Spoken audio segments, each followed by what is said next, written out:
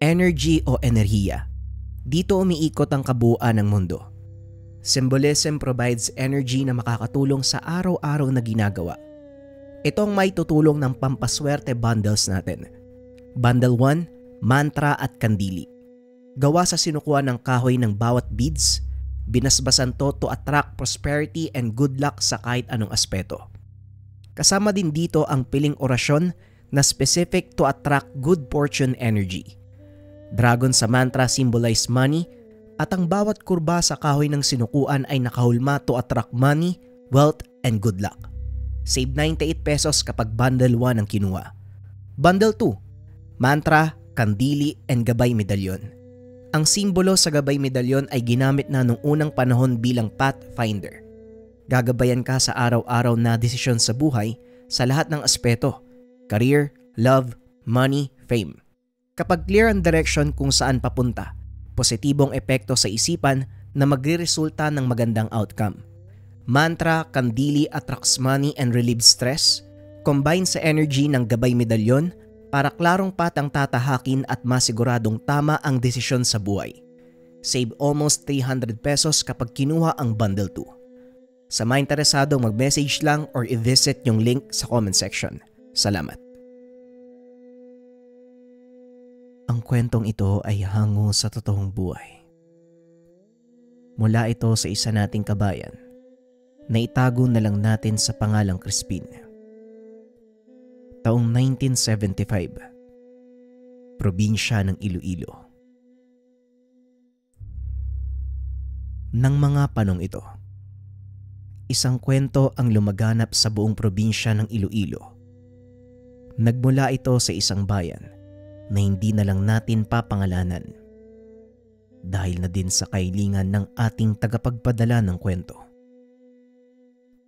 Tungkol ito sa isang baryo ng mga aswang na sinasabing nilipol ng mga rebelde. Ang kwentong matutunghayan nyo ang katotohanan sa likod ng pangyayari. Kasapi ng hukbong sandatahan itong si Crispin. Halos 5 taon na sa serbisyo. Naitalaga sa iba't ibang lugar dito sa Pilipinas. Ngunit isang kaganapang ang lubusang nakapagpabago ng paniniwala ng binata. Para maunawaan nyo ang lahat, kaunting pagpapaliwanag sa pagkatao nitong si Crispin. Lumaki sa pamilyang Kristiyano ang binata. Ang ama at mga tiyuhin ay naglilingkod bilang pastor sa malaking simbahan sa kanilang lugar. Dahil sa kinabibilangan nito, hindi naging bukas ang kamalayan ni Crispin pagdating sa ibang nilalang, kagaya ng mga aswang. Para sa kanila, isa lang itong katang-isip na ginawang panakot ng mga matatanda sa mga batang mahilig gumala kapag tanghali nung unang panahon. Ngunit hindi akalain ng binata na magbabago ang lahat nang madestino ito sa probinsya ng Iloilo. Kasalukuyang naghahanda ang pangkat para sa kanilang deployment order nang mapag-usapan ang tungkol sa lugar na kinaroroonan ng kanilang base. Mga bok, balita ako. Lugar daw ng mga aswang yung pupuntahan natin ah. Magbaong kayo ng maraming bawang sa asin. Wika ng isa sa mga kasama ni Crispin na itago na lang natin sa pangalang Roger. Matalik niya itong kaibigan. Sabay nagtapos sa PMA. Parehong pinili ang Special Forces bilang permanenteng unit. Naku Roger, tigil-tigilan mo nga yung mga kalokohan mo. Alam mo namang marami tayong kasamang bago dito eh. Saway ni Crispin. Ngunit sadyang matigas ang ulo nitong ni Roger. Talagang ipinagpilitan ang usapin tungkol sa mga aswang. Hindi nga bok, puwera biro ah. Naalala mo ba yung kwento ng 2 Marines? Sila daw yung nakaligtas sa pangkat nila. Hindi daw tinatabla ng bala ang kalaban. Saan nga ba banda nangyari yun? Tama, sa Tapas. Muling wika ni Roger. Oo, natatandaan ko. Napagalaman kong nag-aul yung dalawang yun eh. Kaya sila lang ang natirang buhay. Saka anong hindi tinatablan ng bala? Walang ganun, Roger. Ay sus, para ka namang nakakaloko eh. Butas nga ang katawan ng sasakyan natin eh, tao pa kaya? Tugon ni Crispin. Ilang sandali pa ay lumapag na ang sasakyan nilang helicopter papunta sa probinsya. Nagdagdag lang ito ng gasolina at kagad nang umalis. Aabutin ng maigit 2 oras ang biyahe mula sa Maynila hanggang Iloilo. Kaya naman pinili ni Crispin ang maidlip sandali. Ilang minuto pa ang nakalipas ay ginising ito ng isa sa mga kasamahan. Nakatanggap ng tawag sa radyo ang kanilang sinasakyan na kailangan nilang lumapag sa mismong base dahil sinalakay ito ng mga armadong kalalakihan. Sigurado kayo? Hindi ba wala namang rebelde sa lugar na yun? Paano silang sasalakayin at sinong may gawa? Tanong ni Crispin. Hindi sino, Brad. Kung hindi ano, tutulog-tulog ka kasi kaya ayan. Hindi mo narinig ang sinabi ng mga kasama natin sa kabilang linya. Itak ang dala ng mga sumugod.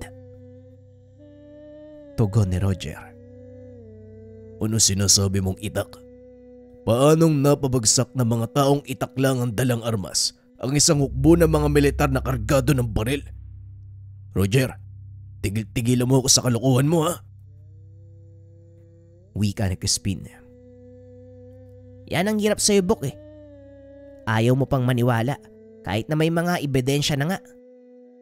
Antayin mo na lang na makarating tayo sa lugar at ikaw mismo magpatunay. Hirap mo kasing kausap minsan eh.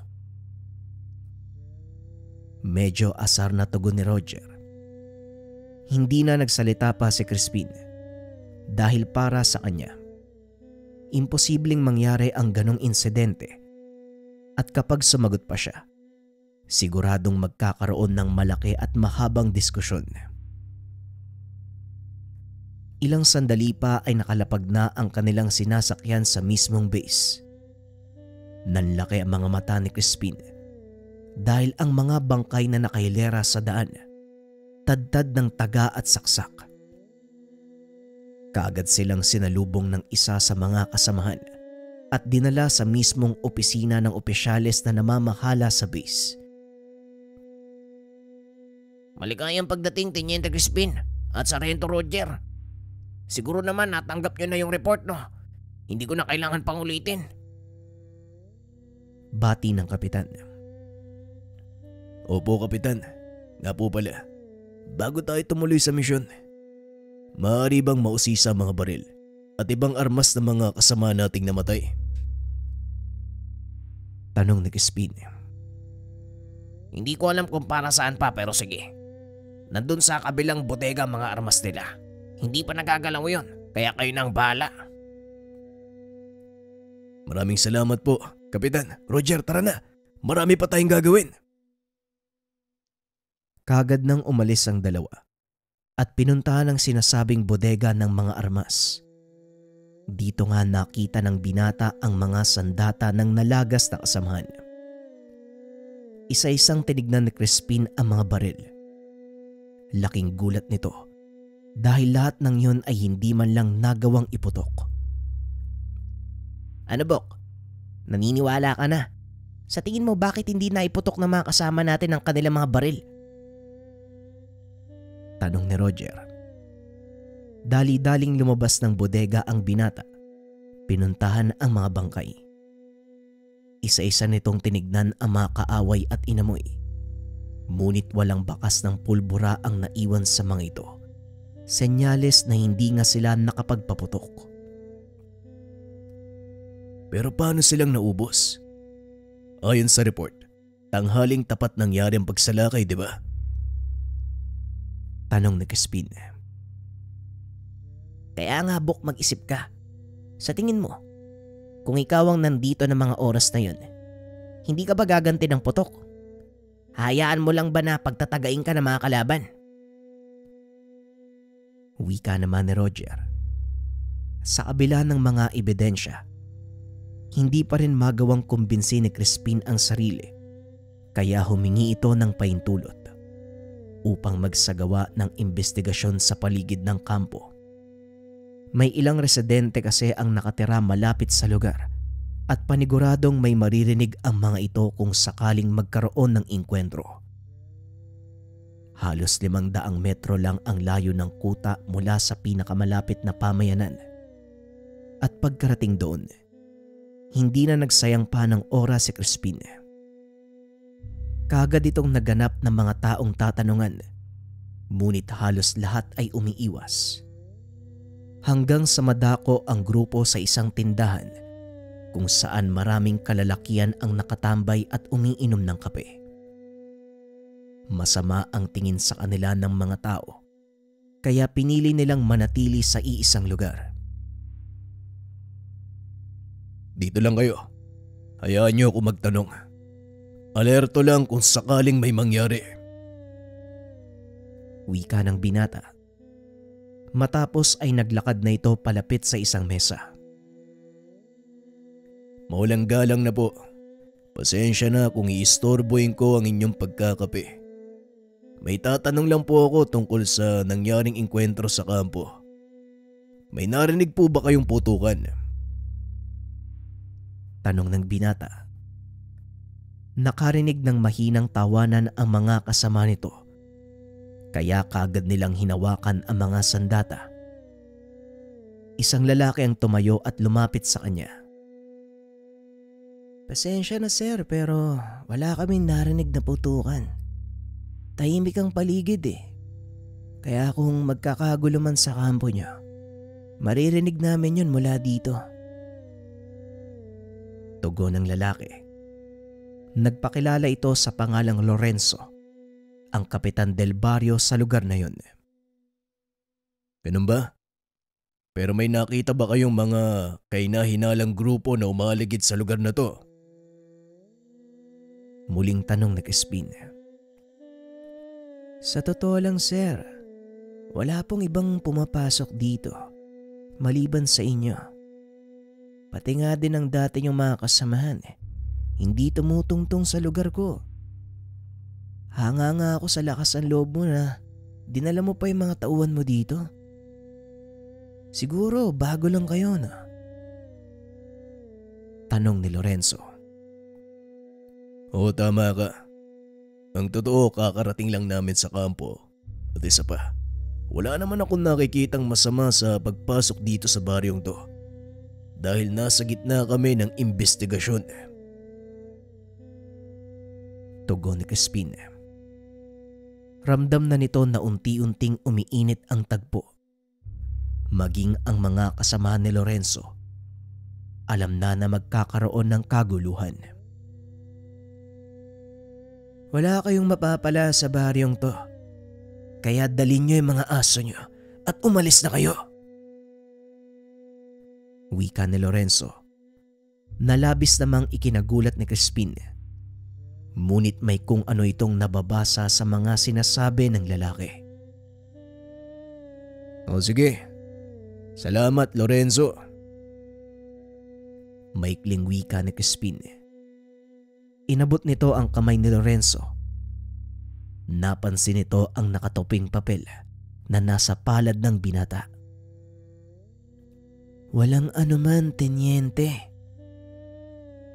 Tugon ni Lorenzo. Alam kong natatakot ka magsalita. Puntahan mo ako sa lugar na yan mamayang hapon. Huwag kang mag-alala, ligtas ka dun. Pabulong na wika ni Crispin. Tumango naman si Lorenzo.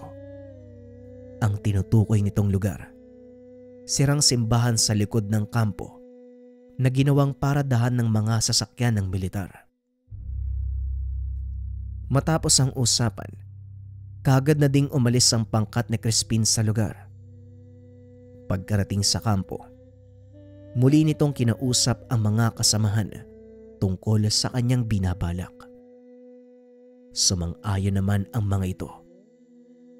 Kinagabihan nauna silang mag-antay sa sirang simbahan. Nakapalibot sa lugar ang ilan sa mga kasama ni Crispin.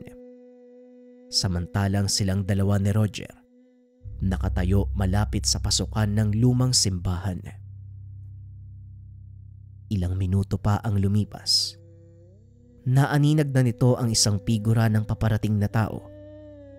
Dali-dali itong pumasok sa simbahan habang nagpapalinga-linga sa paligid.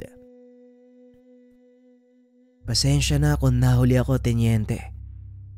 Sinigurado ko muna ang kaligtasan ng mag-ina ko bago pumunta dito. Wika ni Lorenzo. Nagtaka si Crispin sa sinabi nito.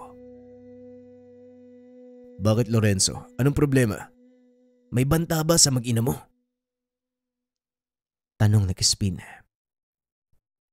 Oo, Tenyente. Sa oras na ito, marahil alam na ng mga sumalakay sa inyo na nandito ako at nakikipag-usap. Mamaya malalaman niyo ang lahat. Pero sa ngayon, gusto ko munang matiyak na hindi mapapahamak ang asawa at anak ko. Tugon ni Lorenzo. Kagad namang inutusan ni Crispin si Roger na puntahan ang mag-ina nito para masigurado ang kaligtasan.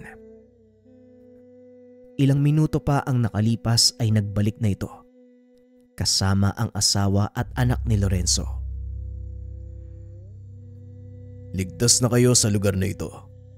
Huwag kang mag-alala. Pansamantala lang to. Dadaling kayo na mga kasama ko sa isa pang campus sa Capiz para mapangalagaan ang mag-ina mo. Wika ni Crispin. Salamat, Tenyente. Ngayon pakinggan mo ang sasabihin ko.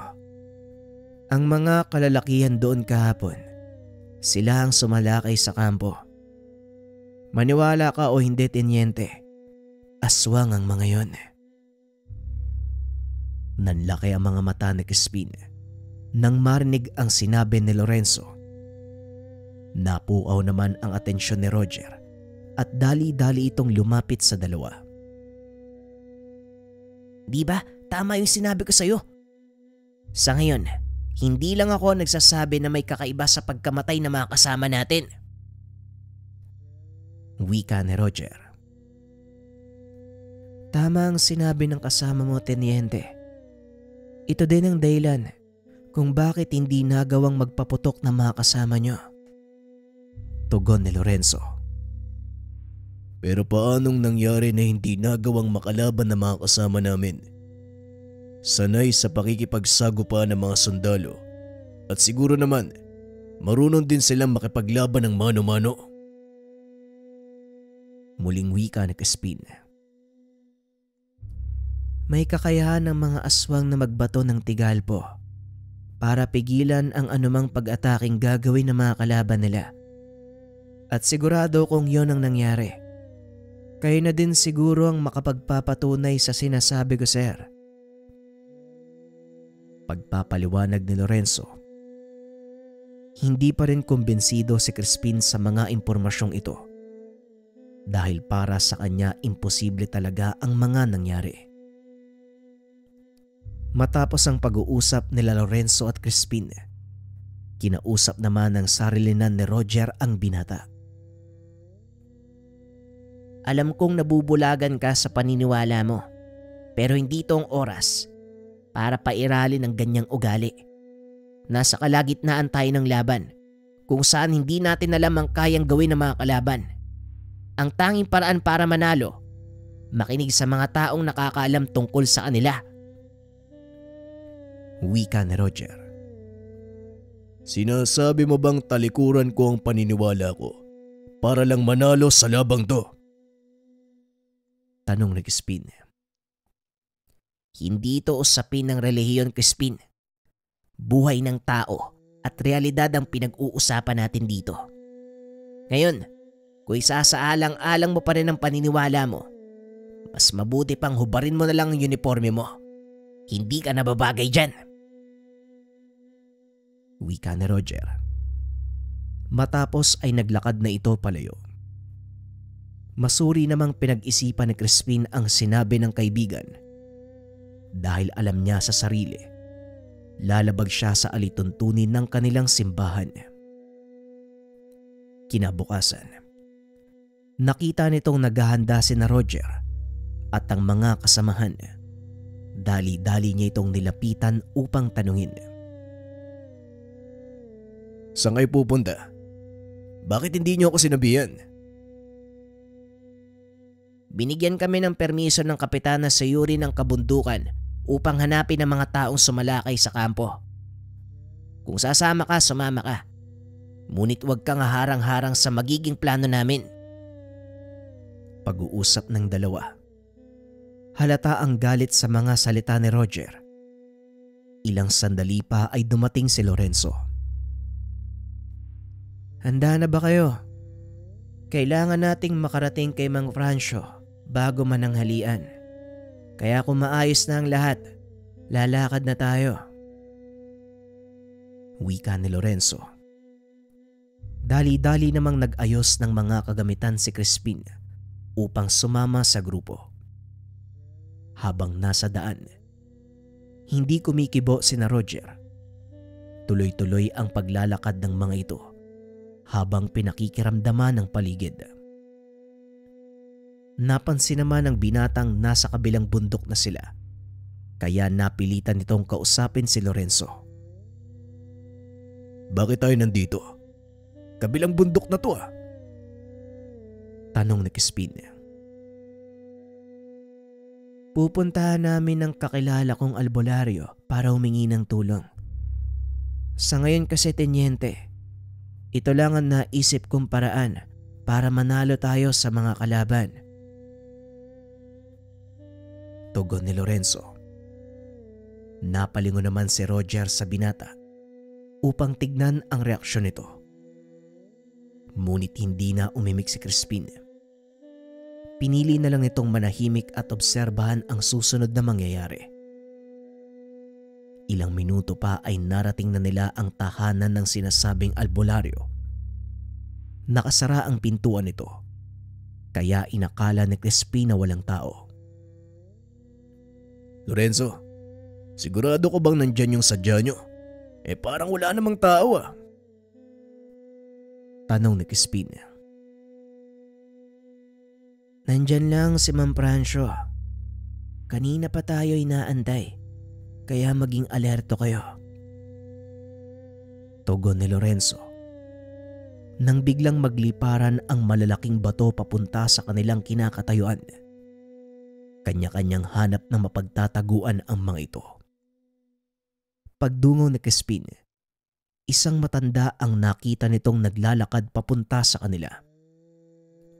Kaagad nitong inumang ang baril at sinubukang magpaputok. Ngunit kahit anong gawin niyang pagkalabit sa gatilyo, hindi nito magawang iputok ang baril. Magsasayang ka lang ng lakas, Tenyente. Hindi puputok ang baril mo. Maniwala ka sa akin. Wika ni Lorenzo. Nagpalit ng magasin si Crispin. Sinubukang paputokan ng matanda, ngunit wala pa ring nangyari. Teka, bakit ganito? Bakit hindi pumuputok ang baril ko? Hoy, amin na nga yung baril mo! Kagad itong inabot ng tauhan, ngunit hindi pa rin gumana nang paputokin ng binata. Ang tigas ng ulo mo, Tenyente. Ibaba mo yung baril. Baka makasakit ka lang eh. Wika ni Roger. Huwag mo kong utusan. Baka nakakalimutan mong... Hindi na naituloy ng binata ang sasabihin dahil bigla itong sinuntok ni Roger. Hindi kami pumunta dito bilang sundalo. Kaya wala kaming pakialam kung anong ranggo ang nakapatong dyan sa balikat mo. Naparito kami bilang mga taong naghahanap ng kasagutan sa mga tanong namin. Ngayon, kung hindi ka makikinig, maaari ka nang umalis, Tenyente.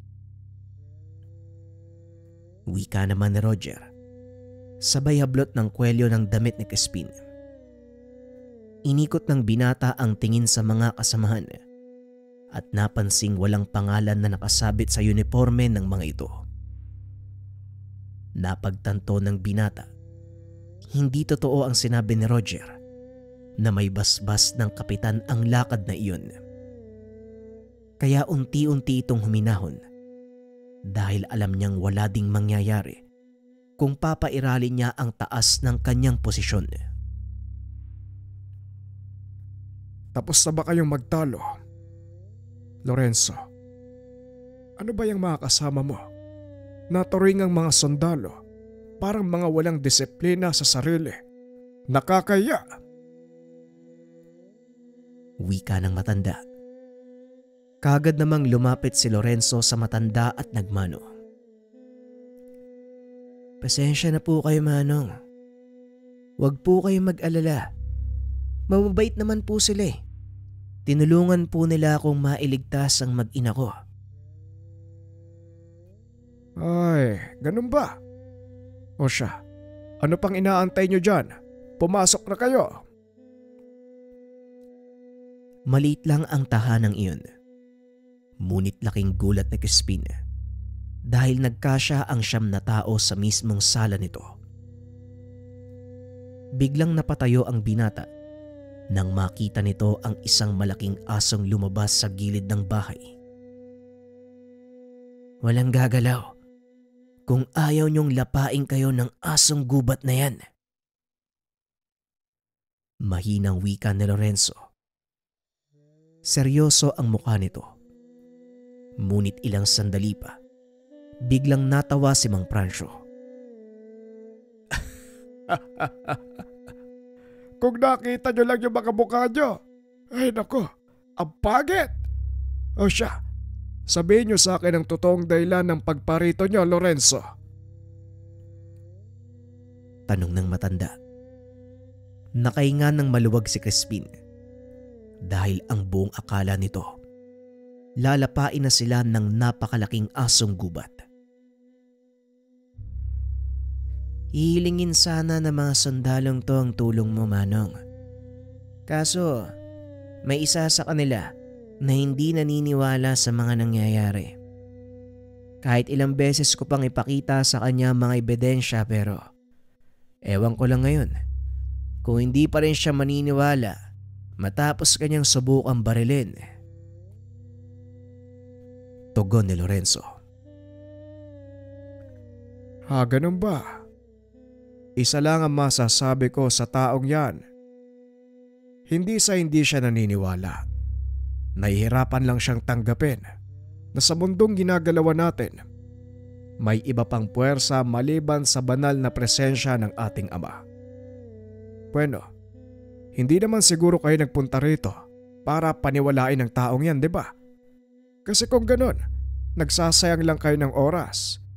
Sinasayang nyo lang din ang oras ko. Wika ni Mang Prancio. Kagad namang tumayo si Lorenzo at sinabi ang kanilang pakay. Nung nakaraang araw, sinugod ang kampo ng mga militar na malapit sa baryo. At ang hula ko, mga aswang ang may gawa. Dahil hindi man lang nakalaban ng mga sundalo doon. Naparito po kami para sana maliwanagan tong kasamaan ko at tingin ang payo nyo dahil kapag naulit pa ang pangyayari, marami sa kanilang mapapahamak. Tugon ni Lorenzo. Hindi naman napigilan ni Crispin ang sarili. Tumayo ito at nagtanong. Mawalang galang na po, Manong.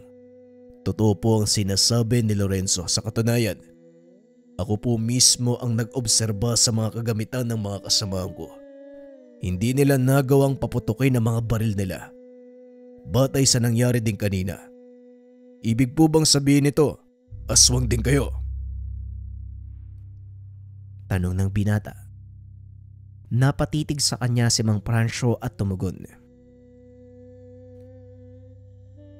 Ikaw marahil ang tinutukoy nitong si Lorenzo. Batay sa nakikita ko sa iyo, malakas ang pananalig mo sa Ama. Pero ito din ang naglalagay sa iyo sa matinding kapamakan. Wala namang masama sa pananalig.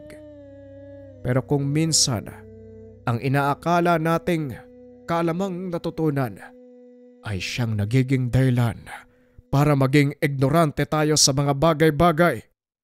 Hindi ako aswang. Tugon ng matanda. Naglakad ito papunta sa kanyang altar. May kung anong kinuha. Muli nitong itinuloy ang kanyang pagpapaliwanag. Ang mga susunod ay batay sa paliwanag ng matanda. Ang kakayahang taglay ng mga aswang na hindi tablan ng anumang sandata dahil sa isang dasal o orasyon. Ngunit ang ganitong kakayahan nakakamtan lang ng isang individual sa pamamagitan ng dedikasyon, matinding konsentrasyon sa kanyang ginagawa. Matinding pagsasanay ng pisikal na katawan at isipan ang kailangan bago ito tuluyang mapagana. Ayon sa matanda, ang ginawa niya kanina, simpleng manifestasyon lang ng kabuuan niyang taglay na kakayahan. Malalim ang aral na taglay ni Mang Francio. At kung lahat kayo ay kagaya niyo, Crispin, pangungunahan ko na kayong lahat. Masisira lang ang ulo niyo, pero hindi niyo mauunawaan ang nilalaman ng mga aral na to. Wika ni Lorenzo. Kung ganun, paano naming harapin ang mga nilalang na may ganitong kakayahan? May mga baril nga kami, pero wala namang kaming silbi. Dahil hindi naman ito gagana sa kanila, di ba? Tugon ni Roger. Hindi lang naman baril ang maaari niyong ipanglaban. Kung kaya niyong gumamit ng itak, mas mabuti ang ganong paraan dahil mas malakas ang tsansang manalo kayo sa laban. Pero syempre, hindi lang yon ang taglay na kakayahan ng mga aswang. Mabilis din silang kumilos. 5 beses na mas malakas kaysa sa isang normal na tao. Bagay na hindi natin maaaring malampasan sa pamamagitan ng pagdarasal lamang. Wika ni Mang Francio habang nakatitig kay Crispin. Napansin naman ng binata na siya ang pinupunterya ng matanda sa lahat ng sinasabi nito. Sandali lang. Alam kong iba ang paniniwala ko. Pero parang iba yung dating sa akin Mang Francio. Tumawa ng malakas ang matanda. Sa isang iglap, bigla na lang itong nakalapit sa kanya. Kung tutusin, mahigit 10 hakbang pa mula sa kanyang kinakatayuan ang kaninang kinaroroonan ng matanda. Ay nako, huwag mong isiping tungkol sa iyo ang lahat at umiikot sa iyo ang mundo. Dahil ngayon pa lang imumulat na kita sa katotohanan. Ang buhay na pinanggalingan mo, malaking kasinungalingan. Papatunayan ko sa iyo ang lahat. Mag-antay ka lang. Wika ng matanda. Bigla namang nakaramdam ng matinding panlalamig si Crispin. At sa hindi maipaliwanag na dahilan, bigla itong natakot sa matanda. Kung ganun, Manong, ano po ang dapat nilang gawin? Tanong ni Lorenzo. Kung magtitiwala kayo sa akin, matutulungan ko kayo. Pero kung wala, pasensya na. Wala din ako magagawa.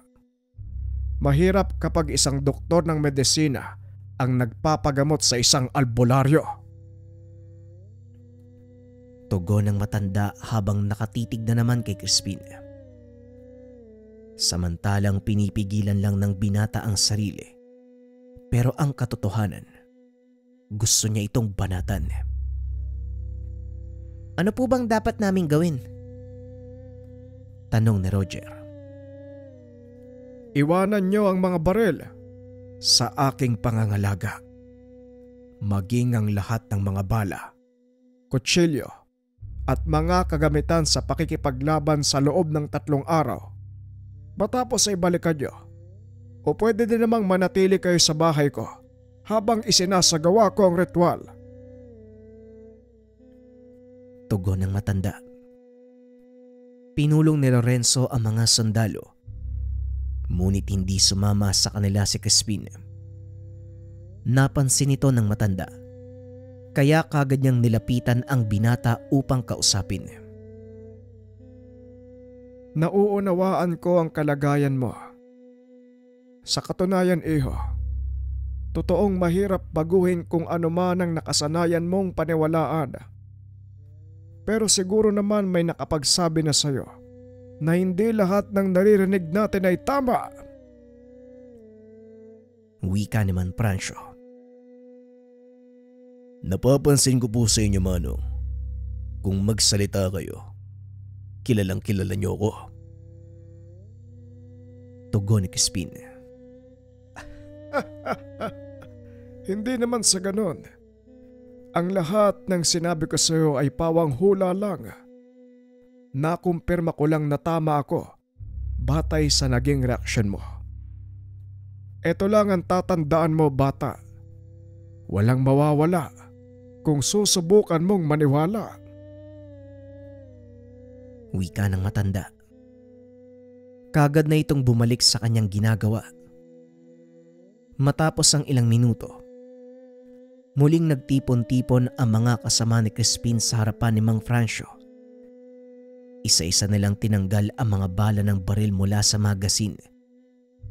Inilagay sa isang malaking sisidlan. Binaklas din ng mga ito ang mismong baril, alinsunod sa sinabi ni Mang Francio. Magaling! Crispin, maaari mo bang kunin ang isang balde ng tubig sa labas ng bahay? Utos ng matanda. Natawa naman ang mga kasama nito. Dahil sa dinami-dami nila, siya pa ang napagdiskitahan nitong utusan. Napansin din ni Roger na hindi pa binabaklas ng binata ang kanyang baril, kaya kagad niya itong nilapitan. Ako na ang kukuha ng tubig. Baklasin mo na yung baril mo. Tanggalin ang mga bala. Nang sa ganon, magawa na ni Mang Francio ang ritual. Wala namang nagawa ang binata, kundi sumunod sa mga sinasabi ni Roger. Hindi ito makapaniwala na sa kabila ng kanyang ranggo, nagagawa siyang utusan ng isang sarhento. Matapos baklasin ang lahat ng kagamitan, binuhusan ito ni Mang Francio ng tubig. Nagsindi ng insenso ang matanda. Nag-usal ng mga dasal habang nagpapatak ng langis sa mismong plangganang kinalalagyan ng mga gamit. Alam kong pakiramdam, Tenyente, pero magtiwala lang po kayo kay Mang Francio dahil hindi niya tayo ipapahamak. Wika ni Lorenzo, sabay higa sa mahabang upuan. Nagpa siyang magpahinga ang mga ito. Kinabukasan, may ilang bagay na tinuro si Mang Francio sa kanila tungkol sa mga kalaban. Ang mga aswang may kakayahang magbago ng anyo. Maliban sa mga kakayahan nilang taglay, kaya din nilang magmanipula ng isip ng tao. Kaya mag-iingat kayo. Kung sakali mang may mangyari sa isa sa mga kasamahan nyo, huwag kayong mag-aatubiling lumaban at patayin kung kinakailangan. Wika ni Mang Francio. Nagkatinginan ang mga sundalo. Naramdaman ng matanda ang pag-aalangan sa mga ito. Sa tagal ng pinagsamahan namin, mukhang imposibleng mangyari ang sinabi mo, Manong. Tugon ni Roger. Alam ko, maniwala ka sa akin. Napagdaanan ko na din ang lahat ng yan. Kaya ako nakatayo sa harap nyo ngayon dahil pinili kong gawin ang nararapat. Ipapaya ko din sa inyo na kung gusto nyong magtagumpay laban sa hindi kilalang kaaway, huwag nyong pairalin ang emosyon. Biglang napaisip ang lahat sa sinabi ng matanda. Manalangin na lang tayo na hindi umabot sa ganong sitwasyon. Dahil maaaring hindi namin kayanin ang bigat ng konsensya sa oras na mapatay namin ang isa't isa. Wika ni Crispin. May paraan para iwasan ang ganong pangyayari. Sundin niyo ang lahat ng bilin ko. Bago sumabak sa laban, ano-ano ang mga yon? Una, isantabi niyo ang pagiging sundalo. Iwasan niyong tignan ang ranggo ng isa't isa. Pangalawa, isipin niyo ang kabutiang maidudulot ng inyong sakripisyo. At pangatlo, magtiwala kayo sa kung ano man ang sinasabi ng puso niyo. Dahil sa mga ganitong sitwasyon, mas matalino ang puso kaysa sa utak. Pagpapaliwanag ng matanda. Taliwas ito sa mga alituntunin ng sundalo. Ngunit walang magagawa sina Crispin dahil sa kasalukuyan. Kung ito lang ang tanging paraan, wala tayong magagawa kung hindi magsakripisyo. Tama ang sinabi ni Mang Francio. Isipin natin ang kapakanan ng nakararami. Simula pa lang, ito na ang adikain natin bilang sundalo. Bakit hindi na lang natin pangatawanan? Wika ni Crispin. Bigla namang pumalakpak si Roger. Sa wakas, nagising na din sa katotohanan ng kaibigan ko. Ngayon masasabi ko, malaki ang pag-asa nating manalo. Kung hindi niyo po na itatanong, si Crispin po ang pinakamahusay pagdating sa plano ng pag-atake. Tugon ni Roger. Mabuti kung ganon. Maganda kayo. May pupuntahan tayong lugar. May inihanda akong mga gamit. Suotin niyo ang mga yon. Hindi kailangan naka-uniforme kayo ha. Wika ng matanda. Kaagad namang nagbihis ang pangkat. Sa pagkakataong iyon, nagpanggap silang pangkaraniwang mamamayan. Walang dalang baril. Tanging mga itak lang ang nakasugbit sa kanilang bewang. Pasensya na, Teniente, pero hindi ako maaaring sumama sa inyo. Kilala ako sa lugar na yon at maaaring mabulilyaso mga plano kung sakaling makita nila ako. Tugon ni Lorenzo. Kahit ako naman hindi rin ako pwedeng makita ng mga nakatira sa baryong yon. Kaya ihahatid ko lang kayo malapit sa lugar. Magsagawa kayo ng pag-uusisa at tandaan nyo ang pasikot-sikot ng baryong yon. Pero huwag kayong gagawa ng anumang hindi ka nais-nais kung ayaw nyong masira ang plano. Anumang makita nyo sa lugar, huwag yung pansinin. Hanggat kaya, manatili kayong kalmado. Muling wika ng matanda. Matapos magbigay ng panuto, kaagad na silang lumakad. Hindi kalayuan sa tahanan ni Mang Francio ang sinasabing lugar. Napagtanto ng pangkat nila Crispin na isa itong baryong punong-puno ng tao. Bababa na po kami, Manong. Mag-iingat po kayo dito. Pangako po, susundin namin ang mga bilin nyo. Halika na, Roger. Pag-aya ni Crispin sa mga kasamaan. Pagpasok pa lang sa baryo, kaagad na silang pinagtinginan ng mga tao.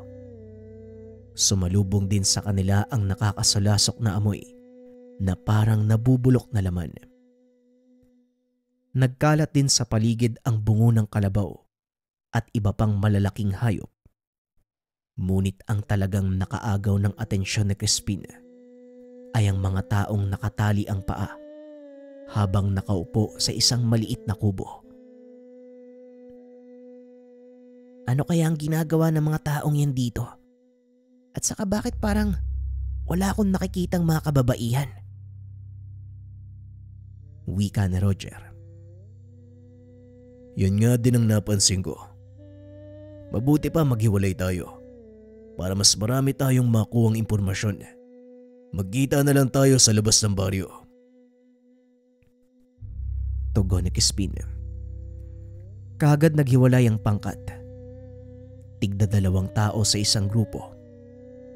Kasama ng binata si Roger. Tinungo ng mga ito ang pinakagitna ng baryo.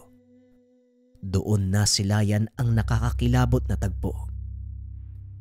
Kitang-kita na Crispin ang mga nakabitay na katawan ng mga tao. Walang damit ang mga ito. Wakwak ang tiyan na tila tinanggal ang laman loob. Halos masuka ang binata sa mga nasaksiyan. Ngunit pilit niya itong pinanglabanan. Hindi rin sila pinansin ng mga tao roon na tila abala sa kani-kanilang ginagawa. Umalis na tayo dito. Sapat na ang mga nakita kong pruweba. Hanapin na natin ang iba, tenyente. Wika ni Roger. Ngunit hindi sumasagot si Crispin dahil nakita nito ang isang paslit na nasa kulungan. Walang tigil sa pag-iyak ang bata habang inaabot ang paa ng bangkay ng isang babae. Mabaging langit. Anong kademonyohan ang nangyayari sa lugar na to? Wika ni Crispin. Galit na galit ito sa nakitang tanawin. Alam ni Roger na sa ganong estado ng kaibigan, mahihirapan siyang pigilan ang anumang balak nitong gawin. Naku, naloko na. Eto na tayo, Crispin. Makinig ka sa akin. Hindi ito ang tamang oras. Tandaan mo ang pakay natin dito. Mag-obserba lang muna. At sa oras na handa na tayo, saka natin sila sugurin ng buong pwersa.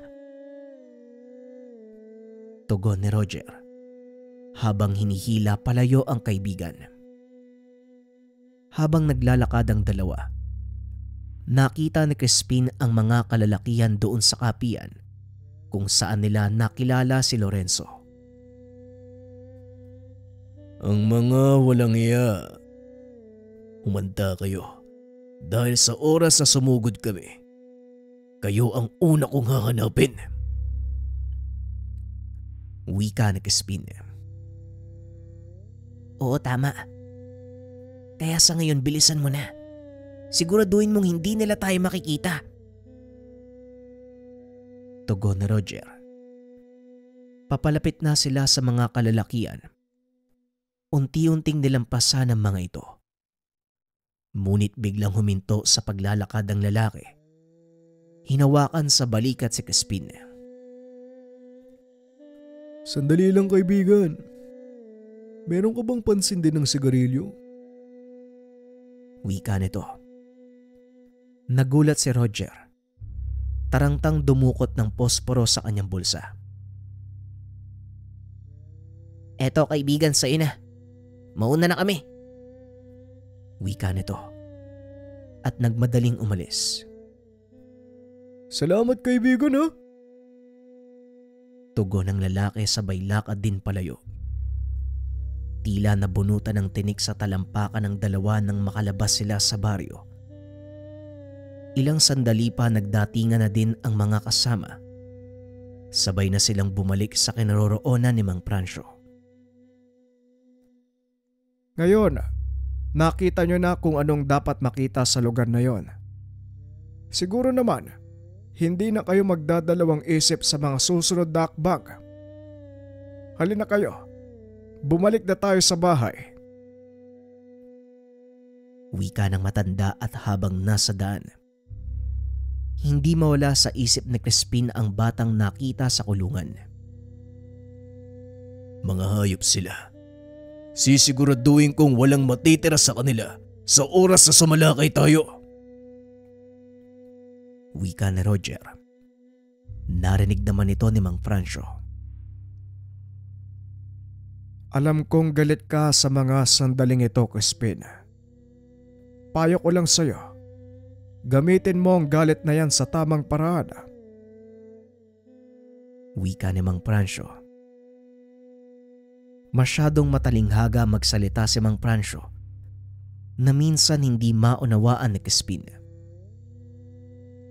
Manong, sa pagkakalam ko, ang galit ay isang negatibong emosyon. Kailan ito nagkaroon ng mabuting epekto? Tanong ni Crispin. Depende kung ano ang pinag-uugatan nito. Ang galit ay nagsisilbing panggatong na kung gagamitin sa tamang paraan, maaaring magdulot ng tagumpay sa isang tao. At kung sa maling paraan naman, kapamakan at pagkasira ng buhay. Ikaw mismo ang makakasagot ng tanong na yan, bata. Pag-isipan mong maigi. Tugon ni Mang Francio. Pagdating sa tahanan ng matanda, nakahanda na ang kanilang hapunan. Napangiti naman si Crispin. Litsyong baboy ang nakahain sa mesa. Isa sa mga pagkaing ipinagbabawal ng kanilang reliyon. Mukhang hindi ako makakapaghapunan ngayong gabi ah. Pasensya na kayo. Pero alam niyo namang bawal sa akin yung baboy, di ba? Alam ko, kaibigan. Huwag kang mag-alala. May nakahanda akong inihaw na dalag at manok sa kabilang mesa. Doon tayo. Dahil hindi rin ako kumakain ng baboy. Nagsawa na siguro yung sikmura ko. Nakahinga ng maluwag ang binata. Nagpasalamat ito kay Lorenzo at walang pigil sa pagkain. Pasensya na. Kaibigan, talagang gutom na ako eh. Wika nito habang walang tigil sa pagsubo. Ayos lang. Sige, kumain ka at magpahinga. Dahil kakailanganin niyo ang lakas. Tugon ni Lorenzo. Lingid sa kalaman ng mga ito na may inilagay si Mang Francio sa mga pagkain. Habang kumakain ng pangkat, kinausap nito si Lorenzo. Ilang sandali lang, mawawala ng malay ang mga yan. Ihanda mo na ang mga kagamitan para maisagawa natin ang huling ritual. Malaki ang potensyal ng grupong ito at naniniwala kong sila ang makakapagwakas ng paghahari ng mga aswang sa lugar natin. Wika ng matanda. Aksidente itong narinig ni Roger. Ngunit pinili nitong manahimik dahil wala naman siyang nakikitang mali sa binabalak ng dalawa. Kinabukasan, nagising ang pangkat na may mga bendang nakatali sa kanilang kanang braso. Akmang tatanggalin sana ito ni Crispin, ngunit pinigilan siya ni Lorenzo. Kaibigan, huwag mong tatanggalin ang benda. Hindi pa naghihilom ang sugat niya. Wika nito. Sugat? Bakit? Anong ginawa mo sa amin? Tanong ni Crispin. Nagbaon sila ng mutya ng bigas sa atin. Huwag kang mag-alala. Hindi nakakasama sa katawan yan. Ang totoo, ginawa to nila Mang Francio para hindi tayo mamataan ng mga kalaban. Makikita mo ang sinasabi ko. Sa ngayon, magtiwala ka lang sa matanda. Tugon ni Roger at ayon pa dito. Gising siya buong magdamag habang isinasagawa ang pagbabaon ng mutya sa katawan ng mga kasama. Narinig dito ang lahat ng pinag-uusapan nila Lorenzo at Mang Francio. Salamat sa pagpapaliwanag, Sarento. Sige, maiwan ko muna kayo. Nakahanda na pala ang agahan. Wika nito. Kagad siyang nagtungo sa likod ng bahay kung nasaan si Mang Francio. Matapos mag-agahan, inilabas ng matanda ang plangganang pinagbabara nila ng mga bala at baril. Ngayon, isa-isahin niyong buuin ang mga sandatang yan. Maganda kayo dahil ngayong gabi ang pinakaangkop na panahon para sa lakay ng baryo. Wika ng matanda. Bakit, Manong? Ano po bang meron ngayong gabi? Taon-taon, nagdiriwang ng kapistahan ng mga nakatira sa lugar na yan. At ang mga nakikita niyong paghahanda ay para sa kapistahang gaganapin. Wika ni Lorenzo. Hindi na din pala tayo mag-aantay ng matagal eh. Sige na mga kasama, ayusin nyo na ang mga baril nang makapaganda na tayo sa pagsalakay. Matapos maganda, kinausap ni Crispin ang mga kasamahan. Inutusan niya ang mga itong huwag magsusuot ng uniforme. Marami ang nagtanong kung bakit. Kagad siyang nagpaliwanag. Pumunta tayo dito hindi bilang sundalo at walang sino man mula sa kampo ang makakaalam ng ating totoong misyon. Walang dapat makaalam ng totoo nating pagkatao. Kaya hanggat maaari, iwanan niyo mga bagay na maaaring magpakilala sa inyo. Wika ni Crispin. Naging malinaw sa mga kasamahan ang ibig niyang sabihin. Pagsapit ng hapon bago pa man lumubog ang araw, nakapwesto na sila sa bukana ng bayan. Ang ilan sa mga kasama ni Crispin nanatili sa mataas na bahagi ng lugar upang magsilbing mata sa anumang pagkilos na hindi makikita ng grupong nasa ibaba. Pagpatak ng 6:00, kagad nang sinimulan ng mga taga-baryo ang selebrasyon ng kanilang kapistahan. Dinig mula sa kinaroroonan nila ang magkahalong sigawan at iyak ng mga tao. Tanaw din ng binata ang mga iginapos na kababaihan sa mga posteng nakailera sa gitna ng baryo. Sa udyat ko bababa tayo. Mag-iiwa-iwalay. Kagaya ng dati, Roger, pamunuan mo ay 2 pangkat. Umikot kayo sa gawing likod ng baryo.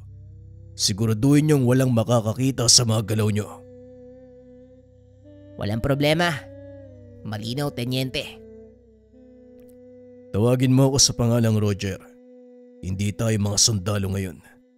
Kung hindi mga pangkaraniwang sibilyan na nagdanais makatulong. Pag-uusap ng dalawa. Kagad nang lumakad sina Roger kasama ang kalahati ng kanilang grupo. Samantalang sina Crispin naman na natili sa bukana ng baryo, unti-unti ding pumasok. Walang nagbabantay sa lugar dahil abala ang mga ito sa kanilang kapistahan.